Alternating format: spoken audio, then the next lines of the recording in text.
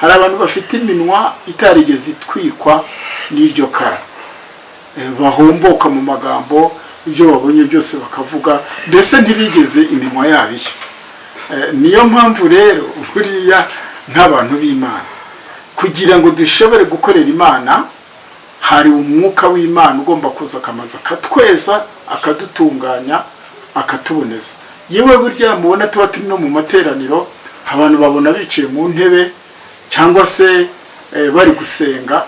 Umuntu wese ufashe umwanya wo gusenga, waba uri wowe mu rugo, waba uri mu nzu, waba ufungiwe muri gereza, waba ufashwe n'abambuzi, ubonye uburyo bwo gusenga, hari marayika uza agahita atunganya umwanya wawe, akitegura gufata ayo magambo, cyane ko amasengesho y'abantu b'Imana arabikwa, azakoreshwa mu gihe cy'imperuka. Muri aho twishimiye kongera kuvugana namwe cyangwa se kugirana namwe ibiganiro.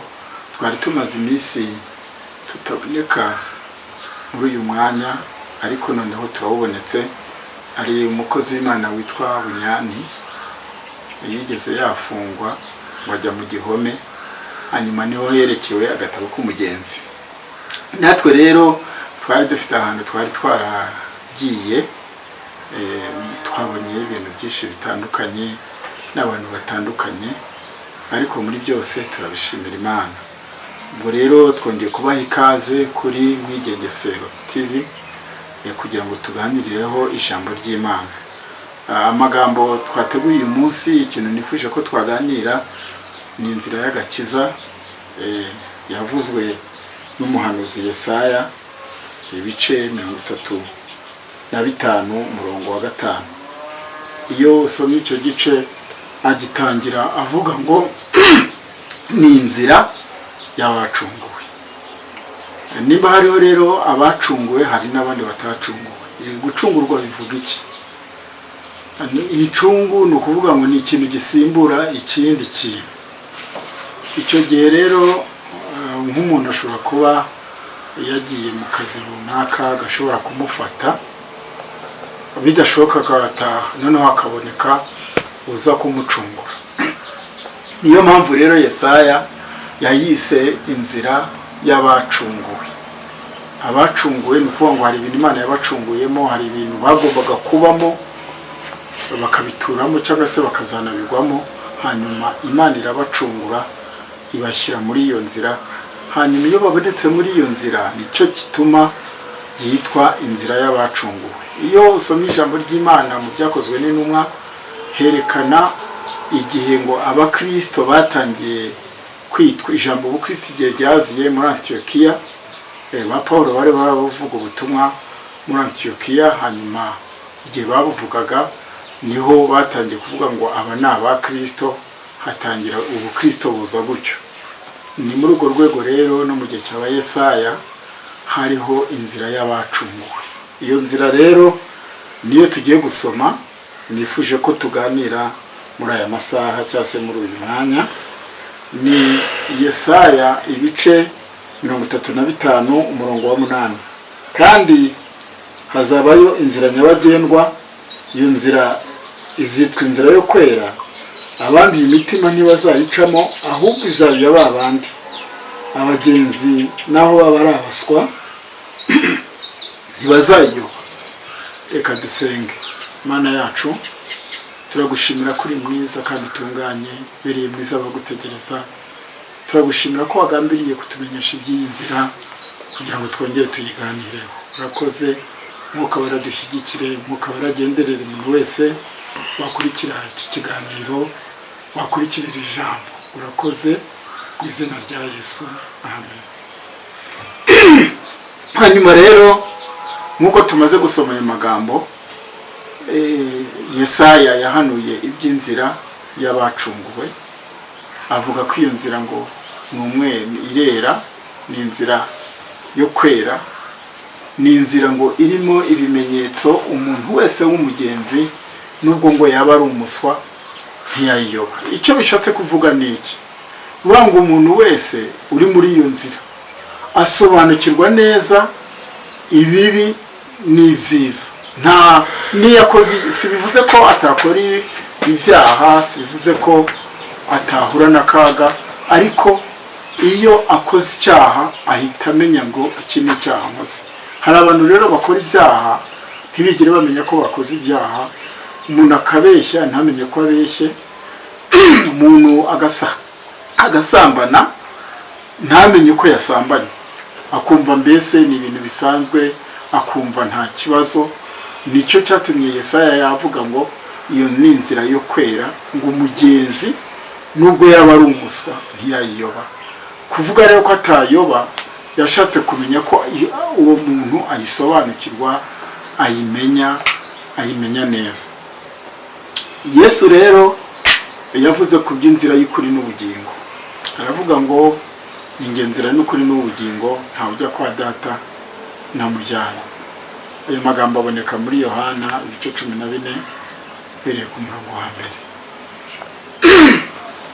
Imana rero yaduharuriye inzira, iyo nzira isa nk'isibangana mu gihe kimwe, hanyuma Yesu niwe wagarutse rero arongera arayiharura, aribyo Yohana Umubatiza yatangiye avuga ati nimugorore inzira z'Uwiteka, muharure inzira ze, kuko ubwami bw'Imana buri hafi. Hanyuma Yohana Umubatiza yaje ari integuza. Muri uko kuba integuza yarateguriza Yesu kugira ngo rero umuntu akizwe. Hari umuteguro w'Umwuka Wera uza mu muntu, Imana iramanza ikamutegura. Ntabwo umuntu apfa kwidumbukiza ngo ahita akizwa, ni ibintu Umwuka Wera ategura. Iyo ukurikiranye ijambo ry'Imana, uyu mukozi w'Imana Yesaya yari umuhanuzi. Mu buhanuzi bwe ahamagarwa, yari afite ikibazo ko yari yaravukiye mu miryango y'abami, ariko mu guhamagarwa kwe, iyo ukurikiranye umuhamagaro we ubona ko ngo hari marayika waje akamukoza ikara ku munwa kugira ngo amutunganye. Nta muntu rero ushobora gukorera Imana atamanje gutunganywa n'Imana. Muri iyi minsi rero byamaze kuryoha ku bantu benshi. Umuntu wese kumva ko ari umukozi w'Imana yumva ari umunyenga, ariko kwitwa umukozi w'Imana iryo kara utarari gukoraho. Icya mbere cyo rikara Yesaya yavuze ngo ryari ikara ryaka. Ntabwo Bibiliya ivuga uburyo yahiye, uvuga ngo niba baramukojeje ikara ryaka ku munwa, hari ibintu byahiye. Hari abantu bafite iminwa itarigeze itwikwa n'iryo kara, bahomboka mu magambo, ibyo babonye byose bakavuga, mbese ntibigeze iminwa yabishya. Niyo mpamvu rero buriya nk'abantu b'Imana, kugira ngo dushobore gukorera Imana, hari umwuka w'Imana ugomba kuza akamaza akatweza, akadutunganya, akatuboneza. Yewe burya mubona tuba turi no mu materaniro, abantu babona bicaye mu ntebe cyangwa se bari gusenga. Umuntu wese ufashe umwanya wo gusenga, waba uri wowe mu rugo, waba uri mu nzu, waba ufungiwe muri gereza, waba ufashwe n'abambuzi, ubonye uburyo bwo gusenga, hari marayika uza agahita atunganya umwanya wawe, akitegura gufata ayo magambo. Cyane ko amasengesho y'abantu b'Imana arabikwa, azakoreshwa mu gihe cy'imperuka, kuko ngo hari agacuma Imana izafatika kajugunya mu isi. Ako gacuma rero kazakoreshwa n'amasengesho yabera ngo bagiye basenga, Imana ikayabika. Amasengesho ni ukuvuga ngo isengesho iryo ari ryo ryose umuntu asenze, waba usenze asengesho ugiye kurya, ayo masengesho hari abamarayika bashinzwe gufata ayo masengesho bakayashyikiriza Imana. Kandi iyo umuntu atangiye gusenga Imana, Imana iravuga iti se kuki umuntu agiye mu mwanya wo gusenga? Buri muntu agira nimba nayita buto ye imbere y'Imana, akagira kamera y'imbere y'Imana, akagira n'abamarayika bamugendaho bamufasha muri uru rugendo. Rero nihuse ndacyavuga ko iyi nzira y'abacunguwe. Iyi nzira ni inzira itarimo umunyenga. Abantu benshi twamaze kubona ibintu byinshi cyane bikomeye. Tubona abantu bakijijwe, umuntu yamara kuba umupasitoro, umuntu yamara kuba umubwirizabutumwa, umuntu yamara kuba umudiyakoni, akumva ni ibintu bya fiyeri, akumva ni ibintu bikomeye, hakumva mbese hariho uvuga ati ibintu Imana yari yarabimbwiye, mbese umuntu akanabyambarira. Ariko umurimo w'Imana Yeremiya uko yawubonye, hari n'ahantu yigeze Yeremiya abwira Imana ngo Imana yaramushutse ahuye n'ibihe bikomeye. Iyi nzira rero y'abacunguwe irimo ibintu bikomeye, irimo intare, irimo ibyobo, irimo akaga. Umwami wacu Yesu rero yayihuriyemo n'ibihe bikomeye. Yari yavuze ngo nigenda inzira y'ukuri n'ubugingo, ntawe ujya kwa data ntamujyanye. Iyi nzira yavuze Yesu yavuze ko umuntu uzayanyuramo azaba yikoreye umusaraba w'iminsi yose. Nagendereye kuvuga kuri iyi nzira y'abacunguwe ko habamo umusaraba. Twibuke ibi bintu muri 1994 habayeho jenoside yakorewe Abatutsi, abantu baricwa mu buryo butandukanye, mbese ibintu bibabaje umuntu adashobora no gusobanura, cyane cyane ko byakozwe n'Abanyarwanda, natwe rw'Abanyarwanda, kandi ibyo ubundi byakagombye kuba ari nk'abantu baturutse b'abavantara baturutse ahandi hantu, hanyuma noneho bakaza bagakora ibyo. Ariko iyo impamvu tuvuga tuti ni akaga gakomeye kuba abantu bakora ibintu bisa kuriya ari abene gihugu kimwe. Tuza twumva amajenoside yakorewe Abayahudi, abayakoraga babaga ari abandi bantu baturutse mu bindi bihugu, bakaza bakavuga bati tugiye gutsemba ubwoko runaka. Noneho rero twebweho si uko byagenze. Twagiye ibyo nari mbivuze nshaka kuvuga ku nzira y'umusaraba abantu bagenda banyuramo bagahura n'akaga gakomeye. Ndashaka kuvuga uburyo Satani akoresha abantu, akagukoresha akaguha imbaraga, yamara kuguha imbaraga nta muntu ufite ushobora kuguhana, nta muntu ushobora kukugira inama kubwira ati ibintu uriho urakora sibyo, ukabona ufite imbaraga. Ariko igihe iyo kigeze cyo guhanwa, igihano cyawe kije, baba dayimoni bagukoreramo barasohoka, ugasigara uri mu kaga, ugasigara uryozwa ibyo baba dayimoni bakoze barigendeye. Bivuze iki rero? Uvuga ngo abadayimoni baragiye binjira mu batambyi, bafata umwana w'Imana baramubamba. Turebesheje amaso yo ku musaraba, hari uburyo bamubambyemo. Cya mbere cyo bamukoreye ibintu bitabaho, bamwica urupfu rubi, ikirenze cy'agashinyaguro, bamubamba yambaye ubusa. Icyo ndashaka kuvuga iki? Nashakaga kuvuga ngo niba uri umukristo, hariho igihe uzagera aho hantu ku musaraba,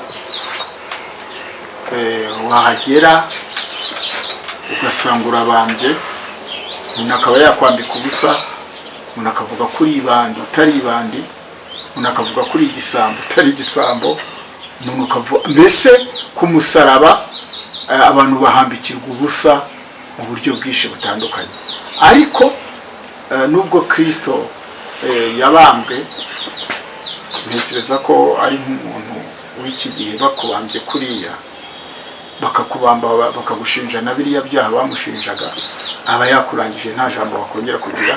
Ariko kubera ko Imana ifite imbaraga, bwakeye mu minsi 3 yazutse, hahandi biciraga abagome uyu munsi abantu bose barayifuza bajya kuhasura, abantu benshi bifuza kujya kuhareba.